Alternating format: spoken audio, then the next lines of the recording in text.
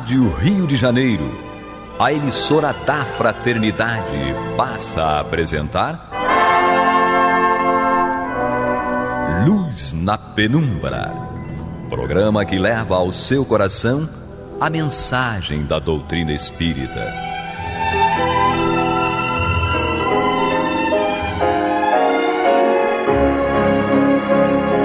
E com vocês, João Batista, para o estudo de O Livro dos Espíritos, da obra codificada por Allan Kardec.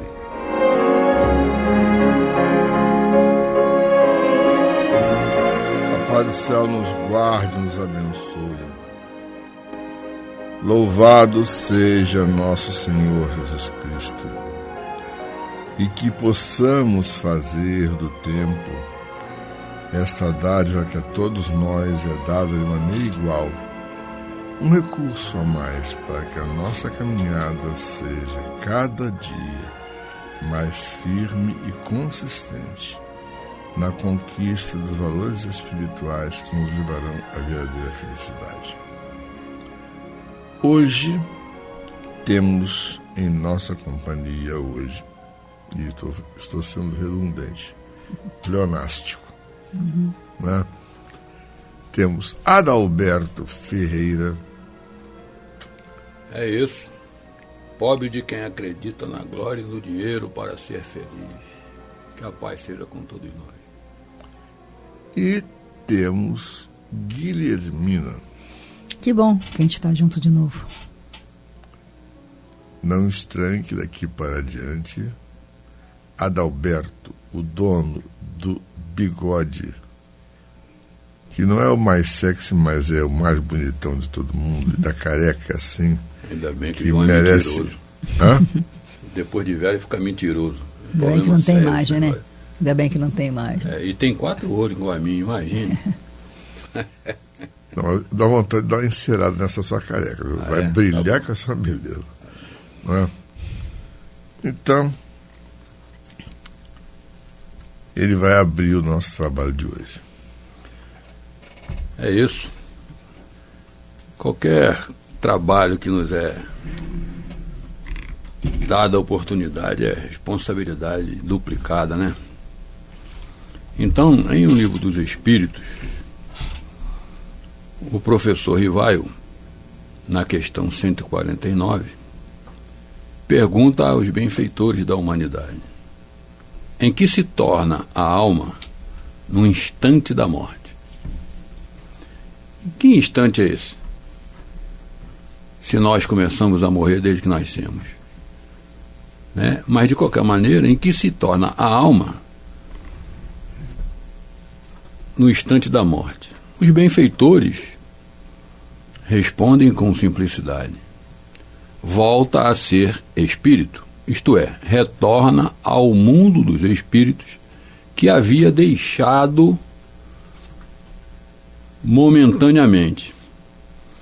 E como eu sou a favor de estudar, e a recomendação é sempre bem-vinda, né? Estudar é uma coisa, ler é outra coisa. Podemos nós então retornarmos na mesma obra, na questão 134. Que é a alma? Um espírito encarnado. 34A, que era a alma antes de se unir ao corpo? Espírito.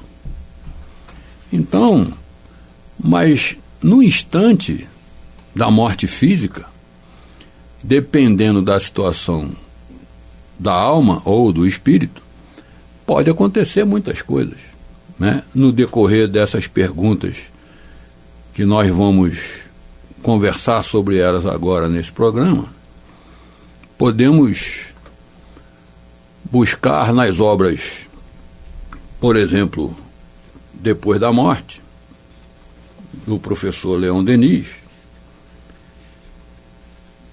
E eu vou só deixar com água na boca, né? Então procura lá a obra, vai estudar, toma a vacina da vergonha na cara e vai estudar. Né? Que se passa no momento da morte e como se despreende o espírito da sua prisão material. Que impressões, que sensações o espera nessa ocasião tenebrosa. Aí se botar aquela música de terror, né? Incrível, fantástico, extraordinário. Lembra disso? Lembro. Então é do Soveral. Então a palavra tenebrosa, né? Tenebrosa. Então a pessoa já fica com medo, né? Então a gente vai sim. Não. Continua Leon Denis então aqui. É isso o que interessa a todos conhecer, porque todos cumprem essa jornada. A vida foge-nos a todo instante. Nenhum de nós escapará da morte. Então pode acontecer muitas situações em que nós podemos interagir, porque, né, estou diante de 2 cientistas que lidam com a morte desde sempre, a todo instante, a todo momento, né? Então, o que acontece? Vai depender, a gente vai ver mais tarde, vai depender do comportamento do espírito enquanto alma que está encarnado, né? Chico Xavier, por exemplo, quis saber de Emmanuel, né? Eu quero saber como é que morre com a educação. Está lá no pinga-fogo, né? Porque na situação do avião, ele falou, tá bom, vai morrer, vai, mas morre com a educação. Né? Então a gente precisa ir muito... não é? Então nós precisamos ir muito de nos reeducarmos através do nosso comportamento, dos nossos hábitos, porque cá entre nós é muito fácil, né, fazer palestra espírita, estar aqui na Rádio Rio de Janeiro, falar de espiritismo, botar a Bíblia embaixo do braço, falar da Boa Nova, mas quando pega o carro para dirigir, meu irmão, avança o sinal, estaciona na calçada, joga lixo no chão, como é que faz isso? Então nós precisamos então trabalhar a nossa automoralização para morrermos com a educação. Porque no momento da morte, o que é que acontece? O que se torna? Volta para casa, pô. Né? Mas enfim, como eu nasci com a boca no lugar errado, João, dizem por aí que eu falo pelos cotovelos, então eu tenho que dar a palavra a quem quer falar também, né? Guilherme, né? Eu tinha um comentário, a pergunta 149 é bem objetiva, em que se torna a alma no instante da morte, ou seja, a alma, ele está pressupondo, óbvio, que no instante da morte, nós já vimos o que é a alma, né? Então, em que se torna a alma, qual é a transformação que a alma sofre no instante da morte. Então, como já observamos, já estudamos anteriormente, que a alma é o espírito encarnado, é o espírito com a matéria encarnada. Então, a resposta dos espíritos também é bem objetiva e dá para refletir. A alma, no instante da morte, morte física, obviamente, volta a ser espírito, isto é, retorna ao mundo dos espíritos que havia deixado momentaneamente. Eu acho que esse final de frase, ele fecha toda a resposta. A alma, no instante da morte, volta a ser espírito, que é o seu estado normal, isto é, retorna ao mundo dos espíritos, que havia deixado momentaneamente. Ele, ao reencarnar, assumiu um corpo físico, e enquanto assumindo um corpo físico, deixa de ser espírito e passa a ser alma momentaneamente, uma vez desfeito do invólucro, volta a ser espírito, volta ao mundo dos espíritos. É assim que eu entendo. 150, Guilherme, por favor. 150. Após a morte, a alma conserva a sua individualidade? Eu acho essa pergunta bastante interessante, porque ela é direta e objetiva. Então, nós já vimos que, enquanto o espírito, momentaneamente encarnado, é alma, uma vez após a morte, a alma volta a ser espírito e conserva a sua individualidade. A pergunta e a resposta é bem direta e objetiva. Sim, jamais a perde, nem enquanto alma. Ela é individual e única. Então, jamais a perde. Que seria ela se não a conservasse? A ideia é exatamente essa.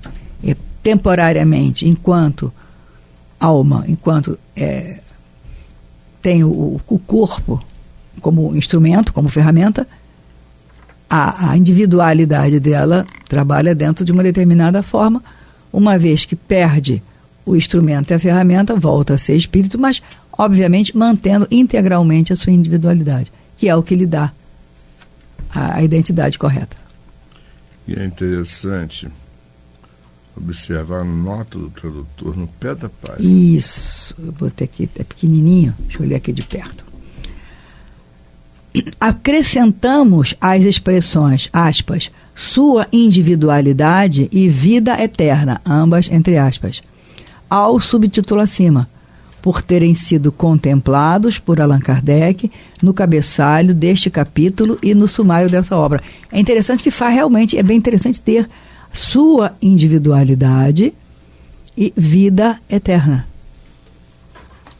Ou seja, na verdade, nós nunca deixamos de ser espíritos. Sim, sim. Nós nunca deixamos de ter contato com o mundo espiritual. Uhum. E se o fizermos durante muito tempo, nós podemos ter problemas bastante sérios. Eu só acrescentaria um detalhe interessante, considerando todos esses conceitos. O fato de mantermos a nossa individualidade, mesmo encarnados e depois de encarnados, isso significa que você tem que ser responsável por tudo que você faz, seja desencarnado, seja encarnado. Então, a tua responsabilidade enquanto espírito imortal, ela contempla o período de encarnado e o período de desencarnado. Então, aquela história, eu não me lembro, lembra, claro que lembra, porque você tem a individualidade que te faz compreender o teu papel e a tua responsabilidade enquanto espírito. Então, vamos à nossa vinheta. Você está ouvindo pela Rádio Rio de Janeiro o programa Luz na Penumbra, com estudo de O Livro dos Espíritos, na apresentação de João Batista. Então, indo adiante, o Adalberto vai fazer a 150A e B, que dão sequência à pergunta 150. Sem problema. Aqui tem material aberto, meu amigo. Eu comento depois. A responsabilidade aumenta. Né? Tá. Está parecendo até bomba de gás, joga tudo bacinho. É assim. Mas, enfim, Kardec, não satisfeito com a resposta dada pelos benfeitores, pergunta na 150A: como a alma constata a sua individualidade? Olha a palavra individualidade de novo. Uma vez que não tem mais o corpo material. Ela tem ainda, responde os benfeitores, um fluido que lhe é próprio, aurido da atmosfera do seu planeta e que representa a aparência de sua última encarnação, o perispírito. Interessante a gente refletir e buscar, naturalmente, aqueles que gostam, um desses corpos que nós espíritos usamos é o perispírito. E tem uma obra do professor Zalmiro Zimmermann, que é um livrinho de bolso. Eu aprendi isso com o seu Luiz Carlos Mileco. Alberto, segura o primeiro volume do meu livrinho de bolso. Quando eu peguei o livro em braille, o primeiro volume, pesado pra caramba, João. Falei, sou Luiz, mas isso aqui é um livrinho de bolso? Falei, pega aí, Alberto, você é um homem forte, deixa eu ver. Aí pegou no meu braço. Você é um homem forte. Né? Para quem não teve a oportunidade de conhecer, o seu Luiz Carlos Mileco. Luiz Antônio. Hã? Luiz Antônio Mileco.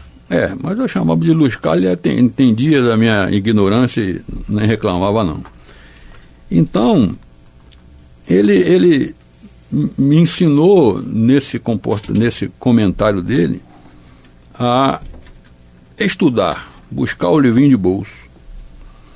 Então precisamos estudar sobre a matéria perispírito para compreender com a real, aprofundada, né, a profundidade da resposta, que esse corpo que nós usamos, né, quando encarnados e quando desencarnados, né? Porque o espírito, quando se apresenta, ou quando se materializa, ou quando se comunica através da psicofonia, da psicografia, na mesa mediúnica, ou seja lá onde for, né? Essa comunicação, essa aproximação é perispírito a perispírito. A gente aprendeu isso. Então, nessa compilação que o professor Zalmiro Zimmermann faz, é um dicionário fantástico. Eu recomendo que vale a pena você fazer uma vaquinha, juntar dinheiro para comprar, para poder estudar, enfim, para, né, compreender melhor esse corpo, porque é um dos corpos que nós usamos. Diz aqui o professor: a comprovação da existência do perispírito que o espiritismo oferece constitui inegavelmente contribuição das mais valiosas para o conhecimento do homem em sua integridade. Segundo sugestão de Leon Denis, que está lá no, né, o problema do ser, do destino da dor, podem as provas ser divididas em objetivas e subjetivas. Naturalmente que o nosso tempo é curto, mas recomendamos que possamos ir lá nessas obras que foram extraídas, não só essas informações, mas tantas outras informações, que é um livro de compilação muito interessante. Então, esse corpo espiritual, olha só, né, não tem, ela tem a alma, ainda um fluido que lhe é próprio, aurido na atmosfera do seu planeta, e que representa a aparência da sua última encarnação, seu perispírito. Então, quando o João receber o seu alvará de soltura, né, João? Eu também recebi o meu. O João não vai se apresentar ao Adalberto encarnado com aquele, né, corpicha bonitinho de 60 quilos, com tanquinho, né? O João é grandão, né? Eu chamei de grandão, não é à toa. Ele está brincando comigo.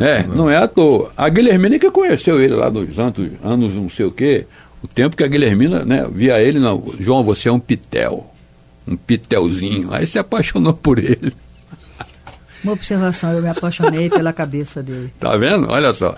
Pela pessoa que ele é. O físico não fazia como não faz. Não faz, exatamente. Então, graças a Deus. Então, o João não vai se apresentar a mim, né? Talvez possa ser que ele se apresente através do corpo perispirítico numa existência que talvez nós tenhamos convivido lá em outras existências. Mas nessa existência, se ele se apresentar numa aparência, sei lá, do século XII, talvez eu não vá reconhecer, mas se ele se apresentar do jeito que ele é hoje, aí eu vou imediatamente, e não vou correr, hein? Porque o João não está fazendo curso de fantasminha camarada. É ou não é? De jeito nenhum. É ou não é? É um Gasparzinho da melhor qualidade. É ou não é? Então, assim é. Se nós formos lá no Livro dos Médios, no estudo que Kardec faz do Laboratório do Mundo Invisível, e vamos ver lá também a situação que ele traz da tabacaria, né? E outras situações que a gente vê constantemente aí nesses trabalhos de materialização, a gente vai ver essa individualidade do espírito. Vamos mentalizar a individualidade de uma vitamina de banana. Não espanta não, João, porque cada um daqueles elementos é uma individualidade. Sim. Quando juntas, compõem uma vitamina de banana. Mas se tiver essas individualidades fora, já não é mais uma vitamina de banana. Assim é em qualquer outra situação. Então somos todos, fazemos parte todos de uma equipe, e que nós somos individuais. Individualistas? Não, mas individuais. Porque necessitamos um dos outros. Então é esse corpo, é esse elemento, é esse fluido que o espírito usa para se materializar, para se comunicar. é esse que nós usamos, que na realidade o nosso corpo físico é a cópia, né, daquilo que nós usamos, em um desses corpos, e que através desse fluido, desse corpo perispirítico, e que nós, espíritos, damos o comando, esse intermediário transfere para o corpo e o corpo executa. E assim a gente anda, pega o livro para folhear o livro, pega o garfo para levar a comida à boca, tudo a comando do espírito, que o perispírito transfere e o corpo obedece. Uhum. É a analogia que André Luiz faz da carruagem, né? Exato. Bom, a Guilhermina vai fazer a 150B, tá? Nosso tempo ruge. Nós temos um tempinho pequeno. Eu só queria fazer uma observação com relação ao 150A, que realmente o perispírito mantém, o papel dele exatamente é manter, fluídico, manter a aparência da última encarnação, exatamente para que a sua individualidade seja reconhecida naqueles que conviveram com ele, e é uma forma de manter uma lembrança daquilo que ele foi. A 150B, a alma nada, pergunta se a alma nada leva comigo desse mundo. Quando desencarna, se a alma leva, lembrando sempre que alma é espírito mais matéria. Então ele diz, se a alma nada leva. E aí a resposta dos espíritos é bem objetiva, nada, a não ser a lembrança, o desejo de ir para um mundo melhor. E faz todo sentido, considerando que quem fica neste mundo é a matéria, que vai ser devolvida à Terra e vai fazer o seu papel de reorganização, e quem vai é o espírito. Então o que vai é apenas a lembrança, que é o desejo de ir para um mundo melhor. Pressupõe que cada um de nós, uma vez encarnados, tenhamos o objetivo de ir para um mundo melhor, então que deveríamos fazer realmente o nosso melhor, tendo noção daquilo que a gente tem que fazer, tendo noção da nossa responsabilidade, tendo noção da nossa individualidade, que é que dá a responsabilidade do papel de cada um e não do outro, isso é a nossa. Então, isso me faz lembrar uma frase que eu escutei de um padre, em que ele disse: meu filho, mortalha não tem gaveta. Exatamente. Mortalha não tem bolso. Não tem bolso e caixão não tem gaveta. O que você leva é apenas a sua lembrança e a consciência do que você fez de verdade, ou o que você fez só para aparecer, porque no momento em que você vai, é o espírito que vai. Todo o resto fica. E aí não adianta querer depois voltar, porque não tem jeito. E aí o final é o seguinte: essa lembrança, a lembrança que a gente leva, que é o desejo de ir para um mundo melhor, é cheia de doçura ou de amargor, conforme o emprego que haja feito da vida. Exatamente. Quanto mais pura for essa lembrança, tanto melhor compreenderá a futilidade que deixa na Terra. E aí vale tudo aquilo que nós já conversamos, que ainda tem mais à frente para conversar, muita coisa a gente fazer. O importante é o que você faz a cada dia. No momento em que você acorda e você tem a consciência que você está lúcido, que você tem saúde suficiente para conseguir recordar o que fez, pensar, fazer, programar aquele dia e fazer daquele dia o seu melhor, no sentido do que você foi melhor para com o outro. E que não vai ter publicidade, não vai ter holofote, porque nada disso fica. Sem tocar as trombetas, né? Não existem trombetas. As trombetas existem para a nossa vaidade. Então, é fazer o que a gente tem que fazer, porque essa lembrança é o que vai conosco. Só uma leitura rápida, é uma recomendação que a gente sempre gosta disso. Em O Céu e o Inferno, na sua segunda parte, né, vamos só no glossário aqui rápido, olha só. A transição, os exemplos de nossos irmãos estão aqui com relação a isso, tudo que a Guilhermina explanou aí. Espíritos felizes, espíritos em condições medianas, espíritos sofredores, suicidas, criminosos arrependidos, espíritos endurecidos e expiações terrestres. Quem se interessar, se aprofundar na matéria, vamos lá no Céu e Inferno para estudar, né? Não falta material. Não falta, é o que mais tem, é material.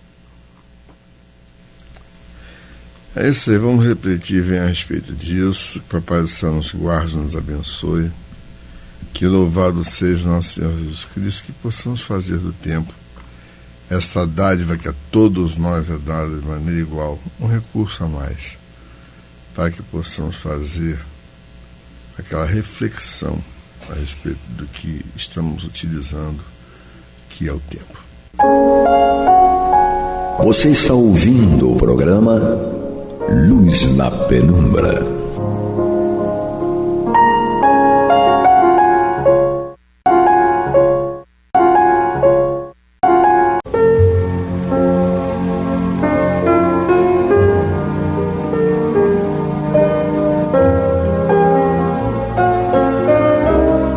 A Rádio Rio de Janeiro está levando ao seu lar e ao seu coração a mensagem consoladora da doutrina espírita, através do programa Luz na Penumbra.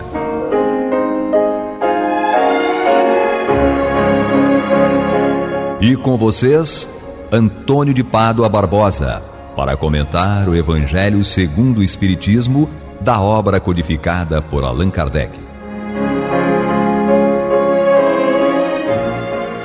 Muito boa noite, meus amigos. Estamos aqui dando continuidade ao programa Luz na Penumbra, no qual nós vamos estudar o Evangelho segundo o Espiritismo de Allan Kardec. Estamos ainda no seu capítulo 28, o último capítulo, coletânea de preces espíritas. E hoje nós vamos estudar prece pelas almas sofredoras que pedem prece. Prefácio. Para se compreender o alívio que a prece pode proporcionar aos espíritos sofredores, é preciso saber de que maneira ela atua, conforme foi explicado anteriormente, capítulo 27, itens 9, 18 e seguintes.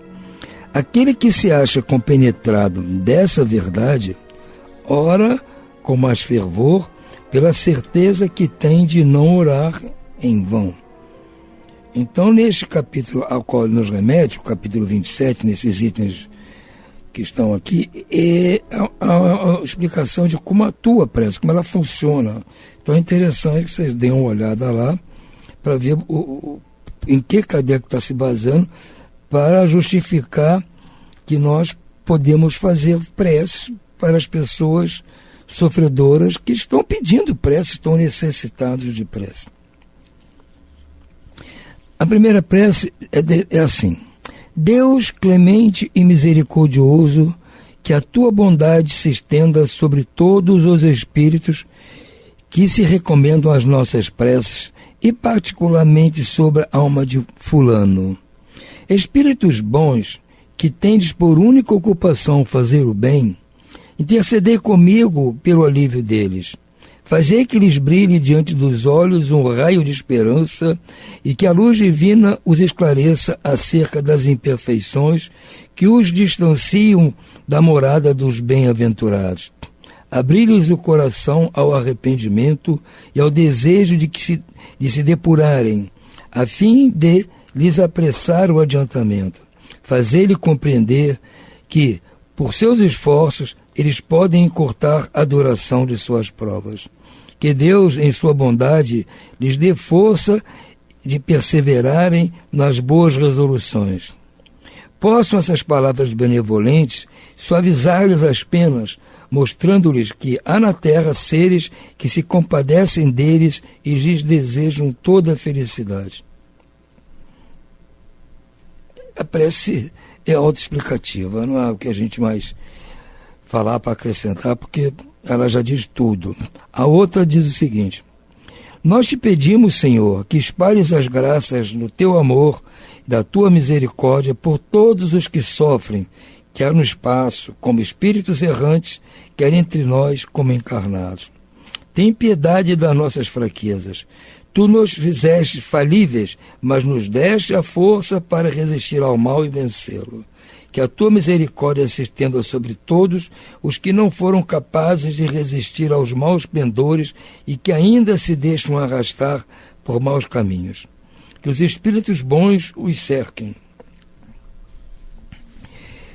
Que a tua luz brilhe aos olhos deles e que, atraídos pelo calor vivificante, venham prosternar-se a teus pés, humildes, arrependidos, submissos. Nós também te pedimos, Pai de misericórdia, por aqueles irmãos nossos que não tiveram forças para suportar suas provas terrenas. Tu, Senhor, nos deste um fardo a carregar e não devemos depô-lo senão a teus pés. Grande, porém, é a nossa fraqueza e a coragem nos falta algumas vezes no curso da jornada. Compadece-te desses servos indolentes que abandonaram a obra antes da hora. Que a tua justiça os poupe. Permite que os espíritos bons lhes levem alívio, consolações e esperanças no futuro. A perspectiva do perdão fortalece a alma. Mostra, Senhor, aos culpados que desesperam e, sustentados por essa esperança, eles aurirão forças na própria grandeza de suas faltas e de seus sofrimentos, a fim de resgatarem o passado e se prepararem para a conquista do futuro. Sim, é uma prece de pedidos a Deus por esses espíritos que estão em situação difícil, delicada. Às vezes a gente não tem nem condições de fazer uma prece dirigindo-nos a eles diretamente, porque eles não têm ainda como assim, receber essas preces, não estão aí, como se diz na gíria, não estão ligados nisso, né? Não tem ainda condições de entenderem essas coisas. Então, vamos apelar para quem pode mais. Então, pedimos a Deus que faça o possível, dentro do grande amor, grande misericórdia divina, fazer todo o possível por esses nossos irmãos que estão realmente necessitados. A outra prece é por um inimigo que morreu. E Kardec já costuma apertar um pouco aqui o nosso parafuso, né? O prefácio. A caridade para com os nossos inimigos deve acompanhá-los ao além-túmulo. Precisamos ponderar que o mal que eles nos fizeram foi para nós uma prova que deve ter tido a sua utilidade para o nosso adiantamento, se a soubéssemos aproveitar. Pode ter-nos sido até mais proveitosa do que as aflições puramente materiais, pois a coragem, a resignação, permite-nos juntar a caridade e o esquecimento das ofensas. Então, a ligação que ele está fazendo.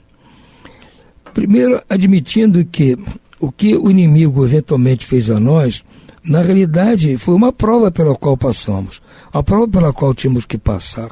Então, ele foi um instrumento para o nosso resgate. Então, já é um ponto, não digo agradecer pela prova, mas entender por que há essa prova.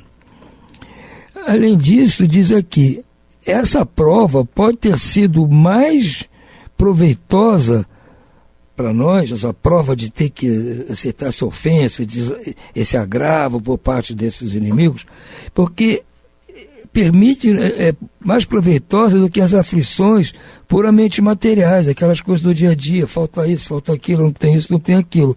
Pois, juntando-se a coragem e a resignação, permite-nos que sejam também juntados a caridade e o esquecimento das ofensas. Porque, além de nós, temos que, para enfrentar esta prova causada por esse suposto inimigo, nós temos que ter coragem e resignação, duas qualidades essenciais. Nós vamos juntar a elas a caridade e o esquecimento das ofensas, porque se nós estamos pedindo a Deus por um inimigo nosso que morreu, nós já esquecemos as ofensas que ele proferiu contra nós. Estamos praticando um ato de caridade, então é mais alguma coisa para nós agradecermos a oportunidade. Que esse inimigo, sem querer, não era a intenção dele, mas ele está nos proporcionando. Além de ter sido agente de nos fazer passar por uma prova, e se nós conseguirmos enfrentar essa prova com coragem e resignação, é um ponto para nós, nós ainda, ao orarmos por ele, estamos praticando um ato de caridade e de esquecimento das ofensas. Então, como diz aí na gíria, juntamos o útil ao agradável. A prece. Senhor, foi o teu agrado chamar antes de mim a alma de fulano. Perdoa-lhe o mal que me fez e suas más intenções a meu respeito. Possa ele ter pesar disso, agora que já não alimenta as ilusões deste mundo. Que a tua misericórdia, meu Deus, desça sobre ele e afaste de mim a ideia de me alegrar com a sua morte. Se cometi faltas para com ele, que me perdoe por isso, assim como esqueço as que cometeu comigo. Então vamos deixar 0 a 0. Peço a ele que me perdoe alguma coisa que eu tenho feito a ele, e eu, por meu lado, perdoo, esqueço o que ele me fez. Então vamos cada um tocar sua vida em direção ao progresso. É uma boa proposta. Porque ficar aqui remoendo ódios antigos, assim, alimentando ódios dele contra mim, não vai melhorar em nada a nossa vida. Pode ser difícil fazer isso, mas é o mais lógico na nossa senda evolutiva. Agora temos aqui a prece por um criminoso. Prefácio. Se a eficácia das preces fosse proporcional à extensão delas, as mais longas deveriam ficar reservadas para os mais culpados, porque elas lhes são mais necessárias do que aqueles que viveram santamente. Claro, né? Se o efeito da prece depender do tamanho da prece, nós vamos ter que fazer preces super longas para um criminoso, e não para aqueles que agiram santamente enquanto estavam encarnados. Recusá-las aos criminosos é faltar com a caridade e desconhecer a misericórdia de Deus. Julgá-las inúteis, quando um homem haja praticado tal erro, é prejulgar a justiça do Altíssimo. Porque se eu nego uma prece a um criminoso, eu estou julgando. Então, o que diz aqui? Se eu julgo que fazer prece para eles é uma coisa inútil, não vale a pena porque ele foi um criminoso, eu estou, na realidade, prejulgando a justiça de Deus. Eu estou me antecipando à justiça de Deus. É uma coisa indevida. Então não cabe a mim julgar o erro, qual ou tal que ele tenha cometido. Não cabe a mim isso. Eu posso lamentar que ele tenha feito isso, porque no fundo o prejudicado vai ser ele mesmo. Mas não cabe a mim, não adianta rezar por esse criminoso, porque é complicado, ele não vai adiantar nada, não vai tomar jeito. Não cabe a nós fazer esse julgamento. Se tivermos oportunidade, vamos orar por ele também. Porque fazer bem a qualquer pessoa sempre é bom, independentemente de quem seja essa pessoa. Deu uma coisa, esse dia um cara morrendo de sede no deserto, você passa com o seu cantil com água, você vai perguntar a ele primeiro se ele é um bandido, se é um criminoso, se ele é um homem de bem ou não. Você vai dar água. Não cabe a nós ali julgar se o cara foi um criminoso, um assaltante, estava roubando lá as pessoas no deserto, sei lá. Não cabe a nós. Nós temos que fornecer a água. A prece é como se fosse isso. A prece. Senhor Deus de misericórdia, não repilas esse criminoso que acaba de deixar a terra. A justiça dos homens o castigou, mas não o isentou da tua justiça. Seu remorso não lhe penetrou o coração. Tira-lhe dos olhos a venda que lhe oculta a gravidade de suas faltas. Possa seu arrependimento encontrar graça diante de ti e abrandar os sofrimentos de sua alma. Possam também as nossas preces e a intercessão dos espíritos bons levar-lhe esperança e consolação, inspirar-lhe o desejo de reparar suas ações, mas numa nova existência, e dar-lhe força para não sucumbir nas novas lutas em que se empenhar. Senhor, tem piedade dele. Ou seja, a nossa ação tem que ser assim, gente.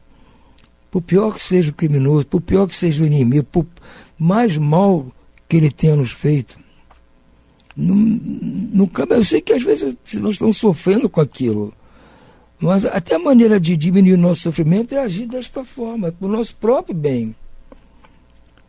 Vamos tirar esse peso do coração. Se nós pensarmos, nós fizermos isso, vamos nos sentir muito mais aliviados. Prece por um suicida. Prefácio. O homem jamais tem o direito de dispor da sua própria vida, porque porque somente a Deus cabe retirá-lo do cativeiro terreno quando o julgar oportuno. Todavia, a justiça divina pode abrandar seus rigores, de acordo com as circunstâncias, reservando, porém, toda severidade para com aquele que quis subtrair-se às provas da vida. O suicida é como o prisioneiro que evade da prisão antes de cumprir a pena. Quando é preso de novo, é tratado com mais severidade. O mesmo se dá com o suicida que julga escapar às misérias do presente e mergulha em desgraças ainda maiores. Ver capítulo 5, itens 14 e seguintes. Há um item lá sobre suicidas, né? Vale a pena dar uma lida. A prece. Sabemos, ó meu Deus, qual a sorte que espera os que violam as tuas leis, abreviando voluntariamente seus dias. Mas sabemos também que a tua misericórdia é infinita. Digna-te, pois, estendê-la sobre a alma de fulano. Possam as nossas preces e a tua comiseração abrandar a amargura dos sofrimentos que ele está experimentando, por não haver tido a coragem de aguardar o fim de suas provas. Espíritos bons, que tendes por missão assistir os infelizes, tomai-o sob a vossa proteção, inspirai-lhe o pesar da falta que cometeu. Que a vossa assistência lhe dê forças para suportar com mais resignação as novas provas por que haja de passar, a fim de reparar a falta. Afastai dele os espíritos maus, capazes de o impelirem novamente para o mal e prolongar-lhe os sofrimentos, fazendo-o perder o fruto de suas futuras provas. A ti, cuja desgraça motiva as nossas preces, que a nossa comiseração possa amenizar as tuas amarguras e fazer que nasça em ti a esperança de um futuro melhor. Nas tuas mãos está ele, confia na bondade de Deus, cujo seio se abre a todos os arrependimentos e só se conserva fechado aos corações endurecidos. Então, nesse caso aqui, está até dirigindo parte da prece ao próprio indigitado, né? Ao próprio suicida. Porque realmente é um caso muito drástico, né? E não estamos aqui para julgar o peso da carga que a pessoa estava levando quando optou por esta saída, porque ninguém vai optar por uma saída desse tipo se não for uma carga muito pesada, uma dor muito grande, um constrangimento muito grande que a pessoa eventualmente está passando ou está em vias de passar. Então, não cabe aqui nós, que não passamos por situação semelhante nem por perto, julgar. Só nos resta orar, pedir a Deus que, dentro da sua misericórdia infinita, possa amenizar os sofrimentos que ele venha passar. E aos espíritos bons que o esclareçam, porque a coisa vai ficar pior para ele devido a esse ato. Além de ter que passar por aquelas provas que ele interrompeu, ainda vai ter a nova prova em função desse ato desatinado. Então, é por isso que Kardec põe aqui no último parágrafo uma parte dirigindo-se diretamente à pessoa que cometeu o suicídio. No programa Respondendo aos Ouvintes, há muitas perguntas dos ouvintes a respeito disso. Eu até fico feliz, porque as pessoas se interessam por isso. O Gerson Monteiro escreveu um livro aqui a respeito do suicídio, fazendo um compilado de vários textos dentro da doutrina para nos orientar e esclarecer a respeito desse fato. É importante que nós nos mantenhamos atentos, porque o bem que nós fizemos às pessoas, eventualmente, está evitando que no futuro ela venha cometer um ato desse. A gente não sabe o que passa na cabeça das pessoas e o que elas estão passando.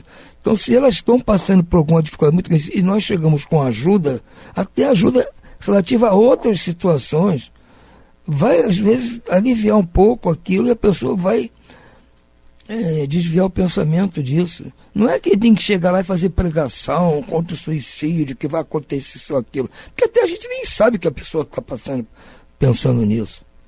Então, em geral, orar pelas pessoas, fazer todo o bem que estiver disponível, que nós façamos, só vai evitar coisas desse tipo. a gente nem sabe que evitou, mas nós às vezes fomos inspirados por algum espírito bom para ir junto à pessoa, de repente perguntar o que ela está passando. Ela nem vai dizer qual é o motivo daquele pensamento, mas há outras coisas pelas quais ela possa estar passando que a gente eventualmente pode aliviar. Se não for uma coisa material, a gente não possa, mas uma palavra, um consolo, uma conversa em geral, não sobre especificamente pregações, nada disso. Entendeu? Então eu penso que eu considero um caso muito drástico desse da pessoa. É este do suicídio e do aborto. Não cabe a nós aqui fazer nenhum juízo de valor em nenhum dos casos. Cabe a nós só amparar quem está envolvido na situação. Então, como a próxima prece é um pouco longa, vamos deixar para estudá-la no próximo programa. Por hoje nós vamos ficando por aqui, desejando a vocês todos muita paz, uma boa noite abençoada, e no próximo programa daremos continuidade a essas preces. Fiquem todos com Deus.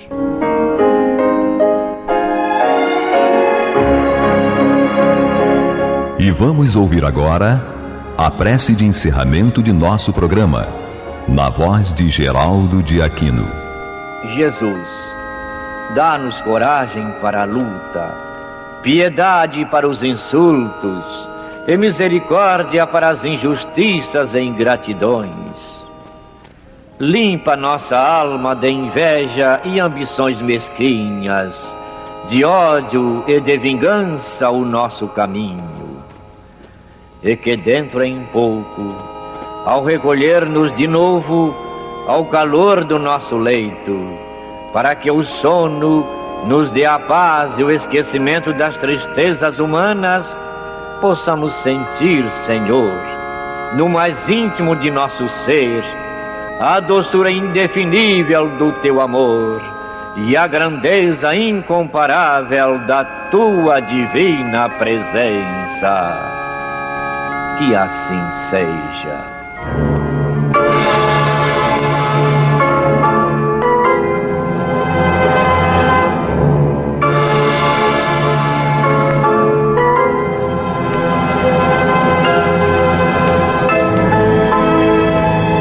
Acabamos de apresentar o programa Luz na Penumbra, que voltará a ser apresentado amanhã às 21 horas nesta emissora.